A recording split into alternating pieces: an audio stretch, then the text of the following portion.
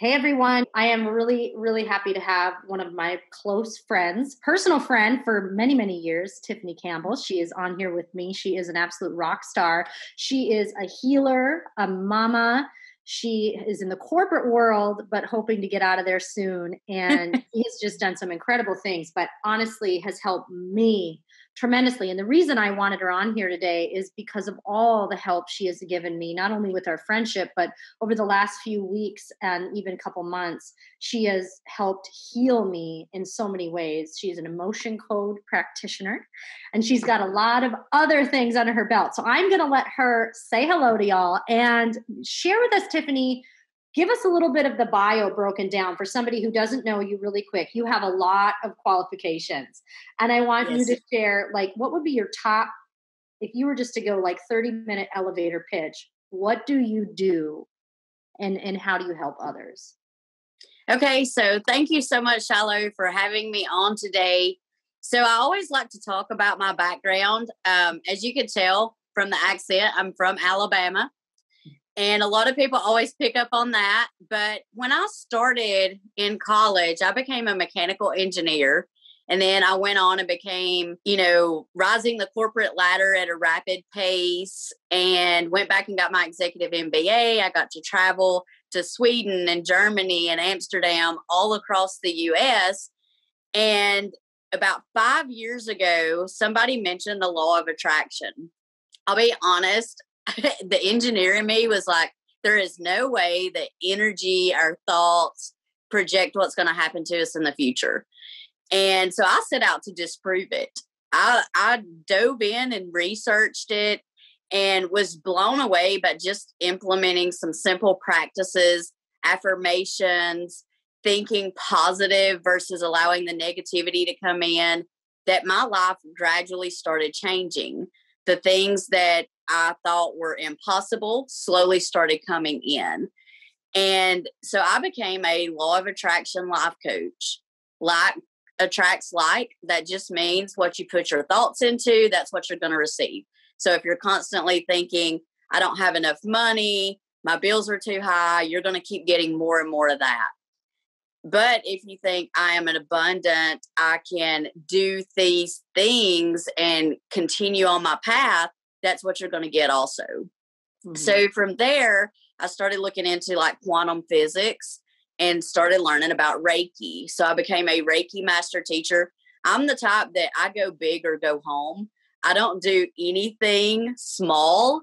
And so I immersed myself with that. So it took me 18 months to get my law of attraction certification. Then I did another 10-month program to do Reiki. So the certifications that I have is not just some online course that you get a piece of paper. Mm-hmm. I had to do case studies and submit all of those for those two programs. And anyway, Reiki, I was able to tap into people. And a lot of people don't really understand what that means. But it's basically saying, hey, Shylo, can I get your Wi-Fi password to your body so I can just gradually tap into that energy to see what I'm going to receive? So let's stop there, though, because a lot of people hear Reiki and they don't get it. I think that was the best explanation, because I go through all these healings as well, and I'm not certified. I've just had it done to me. But when you try to explain it, people are like, that's some foo-foo stuff. And that's like, no, it really, really works. But I think a lot of people just have a hard time understanding what the heck is that stuff.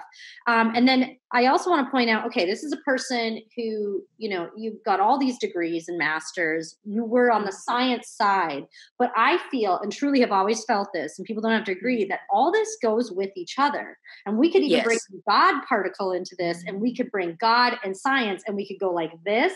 I'm very much, they're one in another. Like, they're together. And I think a lot of people want to separate it because they don't think that you can have one without the other. I think it's absolutely false. You have to have one without the other. Like, it's the opposite and negative. You got to have one and the other. Good, evil, all that stuff. It's the same thing. And the law of attraction applies too. For every, whatever it is, I think it's Einstein or whatever the quantum theory is. Anyways, you have to have one with the other.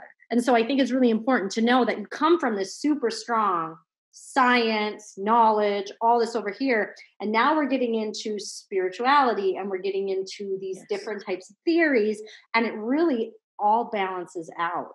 I think it's really important because, okay, so here's another thing. How did I meet you? I met you in a network marketing company. Yes. Yes. So before all this, let's go into this nitty gritty before. So I think a lot of people are like, oh, I hear all about these healers and you have been certified like incredibly. Like there's a lot of healers out there that do the online thing. There's nothing wrong with that. But when it comes down to really having the knowledge, it's very important. And Tiffany is extremely, extremely knowledgeable in what she's doing. But I mean, you got started in a network marketing company. So a side hustle, you were doing that. I met you. I think we were sitting at a bar. We were talking about like your team and doing some fun things. I think you were doing some leggings as well. We were doing like wellness leggings. We were doing like, it was like everything. Like I'm doing it all. But you're also an incredible wife and an incredible mama. And I think it's important for people to know that you come from everyday background. Like you have these incredible abilities. I think a lot of people have these abilities. Maybe it's not in the spiritual healing world, but I think for everybody listening, it's important to know that you might be hearing this story, but there's a whole story before the story. And everything kind of lines up. So you've got all this stuff going. You go get certified. And now I hadn't talked to you in a while. So I was watching this journey. And I'm like, what is she doing? Because this wasn't her gig. And so to watch you kind of go like, I'm getting into the healing world. And I'm like, really? That's interesting, which is fantastic because I support that. But then watching this, what's about to be talked about, this empire of healing. And I think that's what's really important for people that are listening or watching. Like, this lady's legit. Like, you've got it going on and you added some really incredible tools to your belt. So let's kind of talk about that. And I want to know your thought processes while you were going through this. You don't just decide to do this one day and then jump in. What was happening with your clients? What was happening to you where you started seeing this? Like you believed it. I think that's important. Yeah. So like you said, we met in network marketing and I was very successful with that. And I was just, even climbing that as my little side gig there. But there was something missing. From the outside looking in, I had my corporate career, a wonderful husband, a little girl. I had the side business, growing my connections all over the U.S. with that. And I was depressed. So I was not happy with myself. And I was like, I couldn't understand that, like from the outside looking in, I had the perfect life. So why was I so miserable on the inside? So that's the point where I was like, there has to be more to life. Surely to God, and yes, God, my mission was not to come here to work my whole life, run my body down, and be miserable. Like, I believe that we're meant to heal ourselves. I believe God created our bodies to heal. And I had to get to that point where, I was taking, medication for depression. I was taking medication for anxiety. I was physically sick. Like, I went through 6 months of going from specialist to specialist, trying to figure out why I was so sick. I had lost like 30 something pounds in a month by not trying. But what I had learned was I had basically abused ibuprofen because of migraine headaches, and I had killed my stomach. So I had killed a piece of my body that is supposed to help me thrive. So that's when I turned to the holistic side of things. And a lot of people, I'm glad that you brought up, God and science can come together, because a lot of people ask me, do you believe in God? Well, I'm from Alabama. I'm in the Bible Belt. I grew up in Southern Baptist. I was a Southern Baptist. And I've learned more about God and his ability to heal us on faith, more on this healing journey than I really ever did in church. I've talked to people a lot, actually, and I'm like, well, what does God say to you when you pray? Because again, when I was going through my struggles, it was, why me, God? Why am I depressed? Why am I sick? How do I read this Bible and you want me to have hope and faith? But it's like every different turn is leading me further down the hill. And that's when my faith started increasing. Reiki is a Japanese healing modality. You know, they don't use Western meds. Now, do I still go to the doctor? Absolutely. Do I still take medications prescribed? Absolutely. Like, that's something that I believe, again, it's a holistic approach. You can't say holistic health is the 100% way to go, or Western med is 100%, or going to this church or this church is 100%. Like, you have to accumulate everything and ask God to lead you where to go. And that's kind of where I felt led. I like that. You know, I think, and I know when we first got started, we never know where this is going to go. But I think this is really important, because I think we have a lot of people right now being pulled in so many directions. You know, we hear science, science, science. And of course I believe in science. I mean, hello.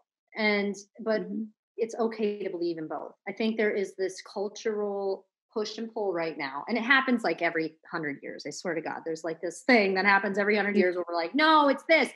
I think it's important for people to know that it's okay to believe in both. And I think, you know, when you really dive into some of this, you really do see God in the science. And it's just like wild. Like, and you don't even have to be a believer to start seeing it. I've had people who claim to be atheists who come out of that and they're like, no, actually going into the science, I did see it. Like, I could tell that there was God present. And it's so interesting, because I think that, you know, we're in a kind of a tough time where, you know, Christians are being put back on the chopping block a little bit. And to say that you're a Christian or say that you even believe in God is like, well, you know, it's not that it's poo-pooed as much, but it's definitely, there are people getting hurt for it, you know. And I think it's important to talk about this stuff, that you can have both and you don't have to be this one-sided. Okay, so let's talk about the emotion code, because this is the reason I brought you on. Not only that, because I think you deserve to be highlighted. You deserve to be like, people need to know who you are, but this is really passionate to me. So I've had some really interesting things go on in the last few years, obviously life, all this, but over my lifetime, generational curses. And if people don't understand what that is, we can kind of go into that. Some things that have been locked away and causing physical pain, causing emotional pain, causing all the plethora of problems, you know, blocks with money, blocks with work, blocks with marriage or relationships. These are things that people, they're in this cycle. And I know I am, like, I own it. I'm a shit show. And I say that to everybody. Like, I'm not afraid to say I'm a shit show, because I have to. Otherwise, I would just be living a lie.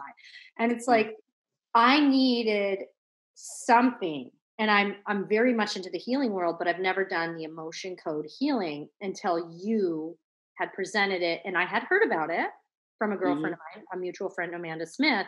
And she had thought about getting certified in this, did not, but you did. And you are an incredible healer, specifically in this area. So let's talk about what the heck that is, because it sounds weird. 100% is incredible. So what the heck is emotion code? What is it going to do for somebody? But, you know, exactly that process, because it's wild, and how quickly it works. Like, it's quick. Yes. So basically, from the time we were born until, you know, we're here today, we've accumulated emotions. When we don't allow our bodies to process what we're feeling, we stuff it down. And those emotions become trapped. Everything is energy. Your thoughts are energy. Your feelings are energy. You know, the cars we drive, it's all energy. Our bodies are energy. So what's happening is, let's say when you're 5 years old, you feel unsupported. Well, that emotion, because especially as children, when I'm working with people, most trapped emotions come up from early childhood, because we're told to, you know, be seen but not heard. You know, we're told it's not okay to cry in front of others or not to pitch the fits, right? I have an 8-year-old, so I'm like seeing this in a whole different level right now myself. But basically, we trap these emotions. Well, the older we get, you have these accumulations of trapped emotions, this energy in your body, and it starts causing physical pain. One of the most fascinating things I found, though, is we can inherit trapped emotions, and those can go back many generations. So let's just say your great-great-great-grandmother was very insecure. Maybe something was happening in her family. She stuffed it down. Well, through the years, that emotion can be passed on to your children. And so a lot of times when I'm working with a client, I go in and see, is there anything inherited? Because let's say insecurity you inherited, but you don't even know what insecurity is. You can't even describe to somebody what you're feeling because you were born with it. But again, what the emotion code does is I go through and I identify those trapped emotions and then I release them. And basically, when I say I release them, I bring up enough information for your conscious mind to feel safe enough to let that go from your body. It's energy. Like we have a governing meridian, and I'll just kind of use my head as an example. Like when I'm working with somebody, I'm just kind of swiping my governing meridian 3 times, it's more about the intention, setting the intention that that emotion is going to leave your body for good. Now, that does not mean that that same emotion won't come up in different situations. So I always focus on a situation. You know, if somebody has relationship problems, I'm focused on the relationship itself, what trapped emotions are there from the relationship. You know, I've worked with you on some shoulder pain. So I focus, you know, what trapped emotions are in Shylo's shoulder, I identify them, and then I release them. Mm-hmm. Another quick thing I would like to mention, this is different than, say, talk therapy in the sense that the emotion is immediately gone. We don't have to talk about it. We don't have to relive it. Like, I know, Shylo, when I've worked with you, I would be like, you know, is something coming to your mind? I don't have to know what it is, because as long as you know and I muscle test and say, yep, that's it, I confirm your thoughts, it's something that you don't even have to go into details with a practitioner about. Yeah, that's really nice, because the thing is like when we're talking about really quick results, we're not talking about like over weeks or whatever, and we're not talking about it. So she goes through, and this is a very interesting process. She's talking to you. You don't always have to respond, if not ever. I mean, a lot of the times it's just she's saying it out loud. But like with my shoulder, there are things that will flare it up, and it's all emotion based. It is. And so I know this because she has relieved the pain within 1 minute. Within 1 minute, it could be at a 10 and it'll go down to about a 3. And like, I know what's happening, and I know she's got it, and it releases. And so I know there's a lot of people who are hesitant to understand this, and they may be like, absolutely not. Here's what I would suggest. I would suggest actually doing it and getting a session in and, you know, trying this out, because we've found curses. People don't have to believe in that, but there's curses. Also generational. Explain to people who might not understand this part, because I have listeners of all different kinds of backgrounds and beliefs. What would a generational curse be? Or generational traumas? What does that mean for somebody who may not understand it? But if you explain it, I think there's a lot of people who might go, oh my gosh, I know that's what's going on. Because it is for me. When I learned about generational traumas and generational curses, there were a lot of things that instantly came to my head, and I'm like, oh my gosh, I'm carrying my father's, my grandfather's weights, my mother's. I wasn't thinking that way. I was thinking it was my fault and everything. And I'm not saying you're going and blaming other people, but let's explain that to people. I think that's a big one. I think a lot of people carry around traumas that are not theirs, but they're definitely using them as theirs. And it's something to really let go. Yes. So, and a couple of different things come to mind, like alcoholism. You know, somebody may struggle with alcohol and they think that it's just because of everything they've went through, but it's actually hereditary. If you look back generations, whatever first started that in the family lineage is transferred from child to child to child. And then you just have this inherently in you and you don't understand it. Another example, I have a client and it's anorexia. You know, she had been anorexic her whole life. She couldn't understand why. She loved food, but yet there was something there. Well, then when we found out that she inherited that, I was asking her, well, was your mother anorexic? And she said, oh, yes, and my grandmother and her mother. So it is something that a lot of times we think that it's us. You know, financial troubles could be the same thing. You know, you could grow up in an atmosphere, middle class, but you have these visions of getting ahead and building an empire and, you know, all this abundance flowing to you. But it could be that you inherited different trapped emotions from your lineage that's basically blocking that. It's preventing it because, again, you were born with it. Does that answer some of your question? No, it makes sense. I think a lot of people, and they're like, well, it's because it runs in my family. Yes, it does run in your family. So acknowledge it, because I think there's more emotion behind it than it's actual. Like, people want to say it's in my DNA. Correct. The emotion is in there. The emotion is in there. So what, again, science all comes through with this. Yes, it is traveling with you. But again, we emotionally tie it to ourselves sometimes, and we have to be able to release our families to get to the nitty-gritty of our own. Once we release theirs, all that comes off.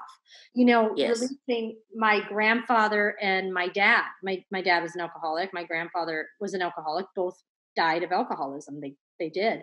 And so always carrying that with me was very stressful. So when I started struggling with alcohol, it was tearing me apart, because it was like it went from 0 to 100. Like, I'm like, I'm aware, I know, and then it was like, but all this stuff. So when we release the emotions behind the past traumas, and I've worked on this for a couple of years, but really digging in with you and digging in with even Amanda and some other healers on different levels. So I kind of go into your area, then I go over here and here, is because, and then also have support. But it's like, it's amazing what happens when you release that. It's still, you still have stuff there. This doesn't cure things that are not right.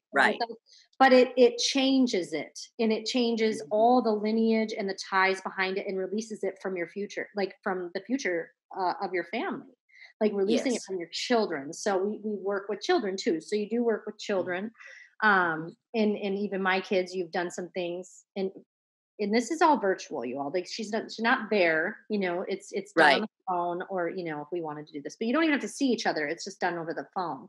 I think that's really important. And it's really, really, it's nice for people to be able to tap in.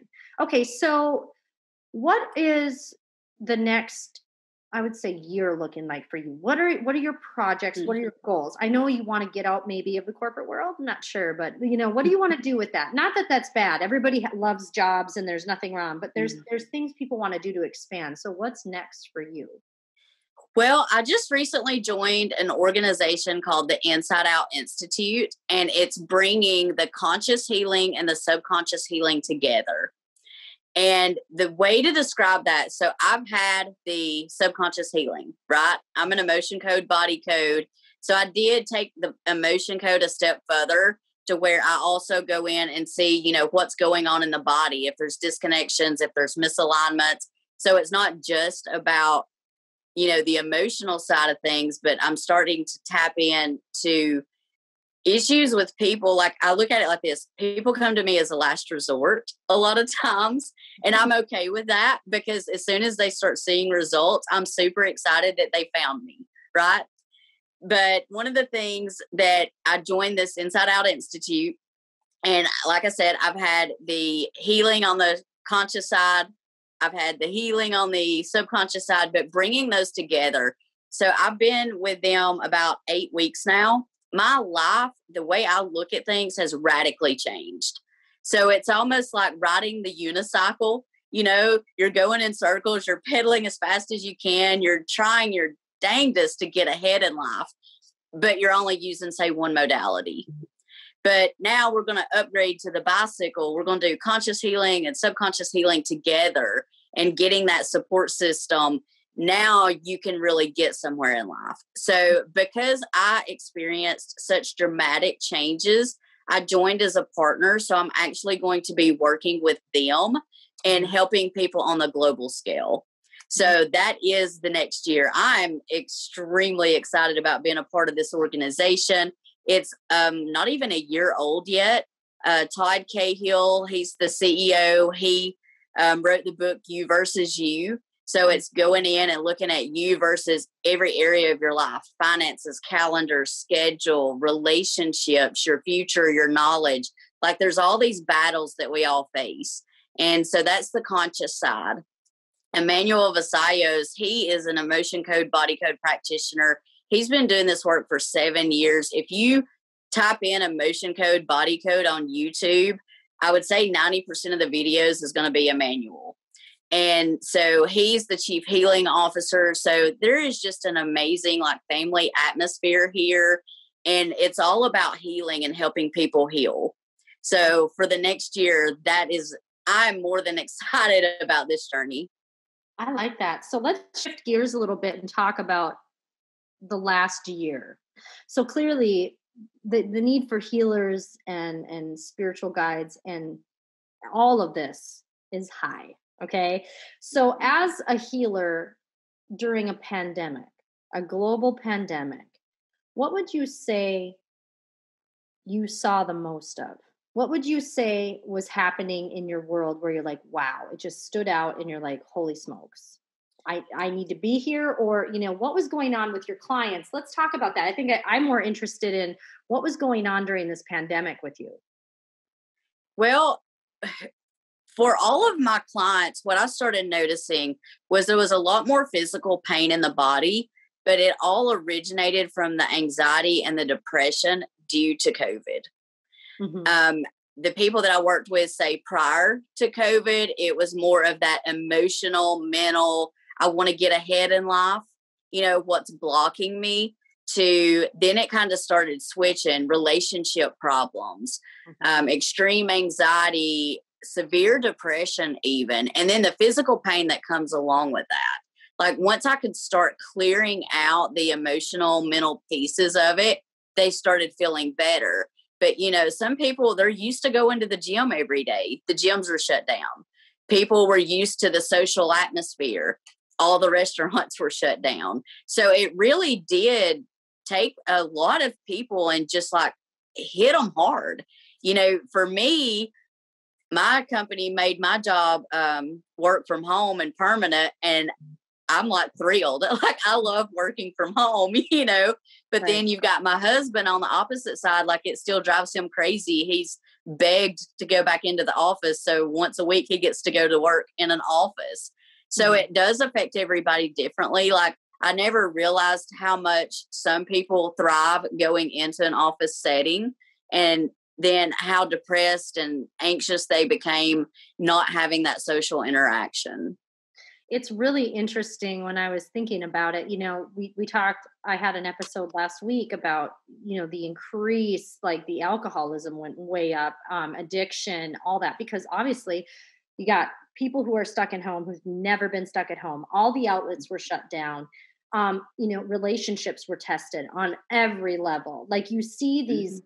So with some of it was extreme blessings. Like you saw people who wanted to go home, got to go home. Mm-hmm. There was a lot of blessings that I saw in my own life, like holy smokes, I got to take time and be with the kids and have dinners every night with them. That's all we did. We cooked right. all the time. We were always doing stuff together. It was like the family was such a family. There was a unit there, and it continued. Like it was really good. We saw the positives in that. We were blessed that we didn't stop working. Me and my mm-hmm. husband did not stop working, do this. He slowed down for maybe 3 weeks, but that was it. Mm-hmm. I mean, he was still very busy in the construction world. Mine is an online business. It blew up. So it was a blessing for us, but there were a lot of things, even in my own personal life, that were unveiled. And so I think it's really interesting to see what a rapid shift in what we do can have on the emotional part of it. For me, I quit drinking, which was a blessing. I had to handle a lot of that emotional, work through that healing. My outlets were working out, yoga. That was ripped away from mm-hmm. me. I managed to work out at home, but like, I think about the people who went through this total shift. Everybody in the world went through this, and the anxiety. And then you add the political climate, which I've talked about several times, and all the wild stuff that was going on. Mm-hmm. We were putting people in a pressure cooker. Yes. In a way, that is the best place to be when you're ready, because you get to tackle it and you get to finally heal it if you mm-hmm. choose so. I think that's important for our listeners to hear. You might be feeling anxiety and you might be feeling awful. Like you might still be dealing with a lot of that stuff because it's not over. I mean, we're still dealing with shifts, changes. Oh yeah. We've got so much going on. Political climate's just as bad as it was. Nothing's changing, but this is an opportunity to grab that feeling and heal it once and for all. And I think that's what's important is this is the time. I think you're going to see, and I know that you're probably in this space too, with healers and everybody you're surrounded by, we're seeing an increase on a massive scale of people who are seeking the healing, people who are actually getting better, and people who are coming into their powers or their strengths. We are getting more healers. The healers are stepping out. People with abilities are coming into their own power. They're stepping into their higher powers, which is incredible to see. And I've been watching that with friends. I mean, I'm seeing people just do incredible things. I'm like, whoa, what's going on? Including you. And so somebody listening right now going, I'm ready. You know, maybe they're ready to do what you do, because there are people who are, they know that they have the abilities, or they need some help, or they're like, I want this. You know, let's talk about that. How do we find Tiffany? I want you to give them that information. I want them, how do you find you real quick? So we can, if somebody's listening, they're like, I got to do it now. They can find you quick. And then maybe a guide to, if you're open to, you know, looking into the Institute, maybe some information there, because I know that's important as well. Yes. So on Facebook, it's Tiffany Campbell. If you'll just look at Healing with Tiff, with 2 F's in that, Healing with Tiff, that's my Facebook business page. You can also find me on Instagram. It's actually healing_with_Tiff. And, you know, I'm always open to a phone call. Like, that's the best method for me. It's like, if somebody reach out, wants information, I like to get to know people too, because I think it's important. A lot of people that come to me, again, it's a last resort. They don't really know what they need. Like, I recently opened a shop in my local area here and took a huge leap. Will people be drawn to this or will they not? I don't know, but I knew I couldn't sit back and not at least offer that. And people come in and they're like, Tiffany, I don't know what I need. I don't know what I want, but I want to be better. I want to feel better. I want to have my confidence back. So again, having that conversation, because again, like you mentioned, I have different modalities. You know, it may be law of attraction, it may be Reiki, but emotion code, body code is my favorite modality because it's so quick and people experience decrease, like you said, decreases in pain within a minute. People are simply shocked by that too. They're like, I just felt the pain. Where did it go? You know? But yes, Instagram and Facebook. I am in the process of creating a website. But if you find me on Facebook or Instagram, you'll be able to find my contact information there. That's awesome. And, you know, randomly, I mentioned gummy bears at the beginning of this. We're going into totally random thoughts. During the entire process over the last year, I got these weird quirks. Like, me and my kids started buying these 3-pound bag of gummy bears. Like, it's kind of silly, but I love them. I put them in the fridge and I eat them. So there's times where I'm on the podcast and I forget and I'm eating gummy bears and I'm like, you got to stop doing that. Like, you can't do that. And I always have a Starbucks. So yesterday, this is super funny. And I'm not even trying to advertise Starbucks, but I totally will, because I have no shame. I never used to get ventis because I'm like, I can't have the calories. But when I quit drinking, this became like, this, you can have a treat, right? So I reward myself with a Starbucks each day, but I was on the treadmill yesterday and I took a picture and I was like this and I did a little boomerang and I had my Starbucks in the cup holder. So when he saw it, and they're like, you have Starbucks on your treadmill? I'm like, whatever, don't judge me. I was just doing a walk. My water's there. I have water too. I drink water. So do you have any weird quirks or things that you developed during this last year? Because everybody started, their habits changed, you know, like what were my little habits that I got into? And working out was incredible for me and it really helped. But I did get some more Starbucks habits. And then I added some gummy bear habits. Oh, well, mine was Little Debbie became my best friend. We love Little Debbie. Little Debbie was there through it all. You know, if I was having an emotional day, she was there to support me. If I was having a bad day, she was there to support me. And it's so funny. And I know we're recording and Chelsea's on here. She's always listening. We always got Chelsea. Chelsea, if you are listening, did you have a weird quirk? What was yours? Like food or something goofy? Everybody has. I know. I'm trying to think what my weird quirk was. Definitely some kind of food. Yeah. It was like survival skills. Mine was gummy bears. I loved my guilty pleasure for food once this happened, which I could find them out in Texas all the time, is the Nitro Takis. What is that? What is that? It's like a spicy, like almost like a Dorito chip. But I go crazy over them. It's awful. I only buy them when I know it's okay for me to eat the entire bag, because if I'm buying the bag, I will eat the entire thing. Oh my God, isn't that funny? Like, I know there is a lot of people who are like, have these secret like habits they developed, and we're all working on it. But like, when I see people like, I gained 30 pounds, you know, I get it. I get how people gain weight during this. Like, I'm so grateful I actually lost weight, but in the beginning I gained. In the beginning, I was still gaining a little bit of weight. And I was like, oh my God, I got to check myself before I wreck myself. And it's serious. It's serious. Like, I think that's funny. But I did like weird stuff. Like, I had my little routine at night. The cool thing was I learned French. So was there anything, okay, I'll ask you to this. One positive, what was the positive that came out of quarantine for you or COVID? What was, you know, besides the healing? Mine was learning French. Every night I learned French. I still do it. What about you, Tiff? Well, for me, I got into meditation heavy. And I started, because again, working, I was on the road 3 hours a day, driving back and forth to work.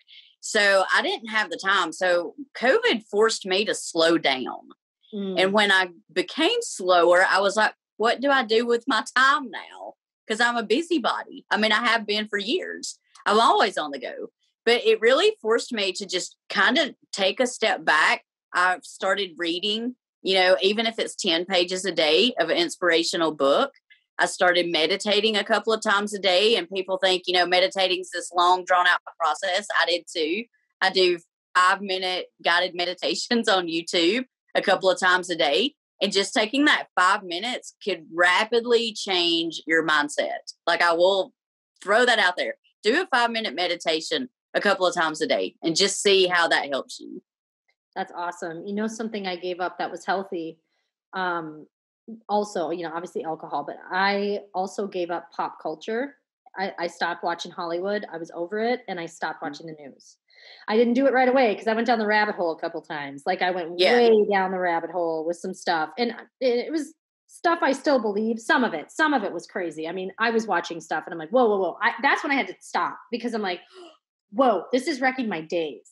Like, it would wreck my days because I was seeing some wild stuff. But I just said, you know what, Hollywood, you got me through childhood. I can't do this right now. And I kind of washed my hands of Hollywood for a while. I'm not saying I hate Hollywood. I'm disappointed in some things, but I had to let go of pop culture. I didn't care what the celebrity's doing. I don't care who's getting divorced. I just didn't care. I'm like, my life is more important than this. And I let go of the news in the summer. I couldn't do it anymore. And that doesn't mean I wasn't paying attention. I wasn't wrapping myself around it. So I think for me, I gave up Hollywood pop culture and the news, and it was a lifesaver. Because it was I definitely gave up the news too.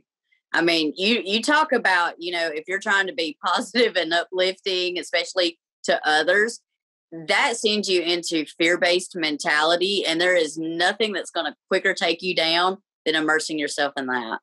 Oh my gosh. And I watched people totally lose it on social media. I lost it one time on social media, and it was an epic fail. But I had one moment. I was watching people wreck themselves. Like, I'm saying, like, end relationships and like friendships. And you're like, oh my gosh, we just got to stop this. And I understood it, because I'm like, I'm emotional too. Like, I'm really emotional about this. But I finally had to stop and go, I'm not fixing this. Being a social media warrior was doing nothing. And it was, I think a lot of people kind of had a moment for a while after the initial, I think when the riots were happening, it was tough. It was really tough. Nobody wants to see that. No matter what side you're on, it was just so tough to be, this is what's happening right now in our world. And it was watching friends hurting and watching people just so sad. And so I had to pull away from it. And I learned to stop engaging completely. Is it worth it? Is it worth being right in someone's comment? No. And if you don't like it, scroll on by. I think I really had to practice that, but it really helped me with my own emotional intelligence. And I think it was a good place to practice. I've seen a lot of people work on it. Like they may not say it out loud that they're working on, but you can tell. You can see people who are reacting, maybe 6 months ago, a year ago, where they're like, I think I'm going to hold off because I'm not saving the world by being on Facebook, like in arguments. And I know it gets heated, but I think we all have to practice that. And I think for me, this was a good time for me to take those breaths, step back, and just accept that it's happening. You don't have to like it, but you don't have to be a warrior on the keyboard because it's not helping you. It's not changing it. If you want to change something, go change it. You know what I mean? Like step in it and be part of the process. Yeah. But yeah, I saw that a lot. I don't know how you felt about that, but there was definitely some really interesting times. Yeah. And even Facebook, like I just had to stop going to people's pages, like if something set me off again, but that goes back to that law of attraction, like attracts like. If all you're focused on is the negative post or being involved in that, you're going to keep seeing more and more of that. I started going and looking for the uplifting posts, the people that were posting, say, Bible scripture, the people who were posting videos of the cute puppies that made you feel warm and fuzzy, on the inside. Then I started seeing more and more of that. So I know sometimes people will call, oh my gosh, did you see this on the news? Did you hear what happened? And I'm like, no, and I really don't care to know because I'm in a good space right now. Well, I think a lot of people get mad too. There was people who got frustrated, like, do you not care? No, I freaking care. I mean, obviously I care, but I'm not a politician. I'm not in the ring. And if I want to be in the ring, then I have to go down a different road. And I don't want to go down that road. And I think there was a time where I had to check myself, this isn't what you want. Like, this isn't, and I get it. We're vocal. And when we do have platforms, and I have a small platform compared to other people, but when we have platforms, we need to use them for good things, that at least that's what I feel. And that's what I want to do with mine. So I want to bring light to the world, and I want to bring healing, and I want to bring encouragement and strength. And it wasn't happening. And I'm like, I have to be somebody's bright light, not somebody's negative light. And I don't need to hurt somebody to be right, because no matter what in that situation, you were going to hurt one side. One side was really hurt, no matter what side it was. I mean, it doesn't matter, and I noticed that, and I'm like, it's not worth it. I have people I love that it's not worth hurting them for, to be right on social media. So I think it's really important for people to see that and learn. Again, emotional intelligence comes into play, but also healing your traumas in past, because a lot of people who are very, who've experienced a lot of trauma in their life were reacting because they were triggered. Yes.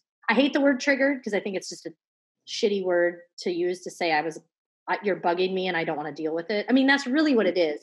Whenever we feel these feelings, they're on us. They're not on the other person. Now, that doesn't mean somebody's not doing anything wrong.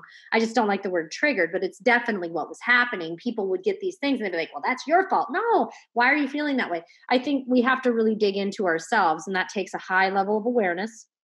Yes. And there's a lot, but again, I do feel that the world is shifting into awareness, and it's happening at a fast rate.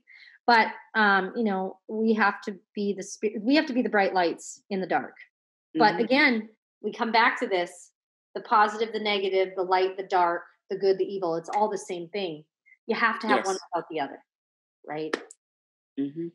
For every positive reaction, there's an equal or greater negative reaction. Is that right? Or if you want to say it the other way, whatever. Actually, you're right. I mean, that's science. That's what I learned in engineering school, and it applies to everything in life. Like, I just think it's crazy. And fun fact, Einstein cheated on his wife with his first cousin, I want to say.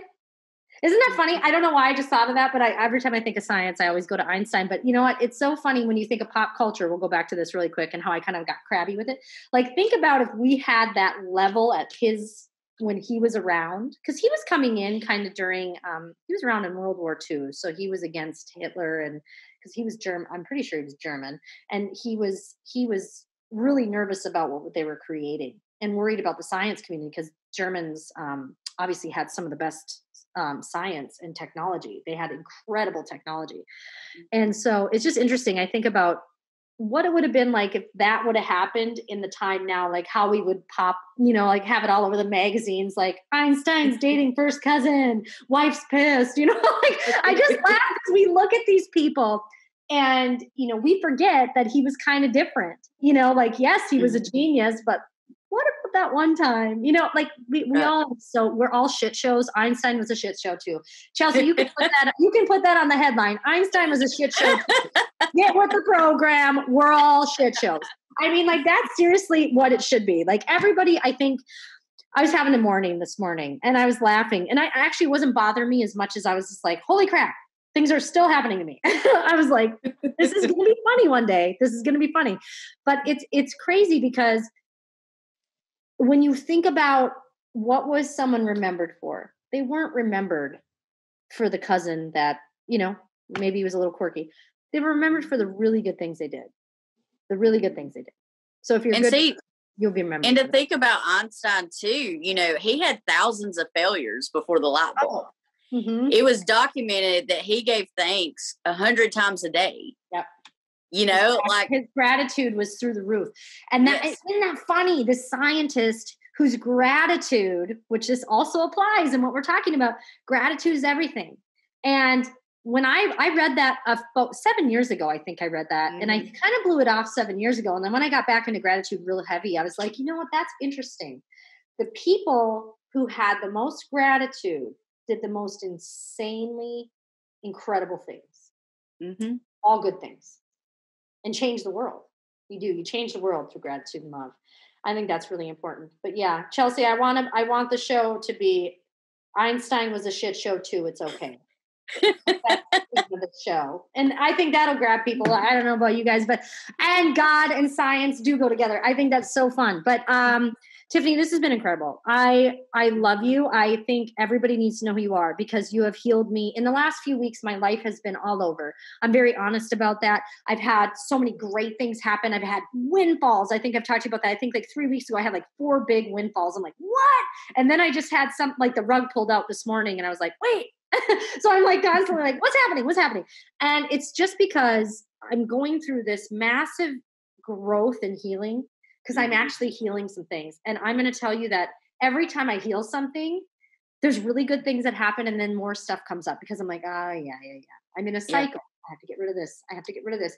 And so I just want everybody to know that you can heal your shit. I mean, I think that's really important to know because sometimes we feel like we can't.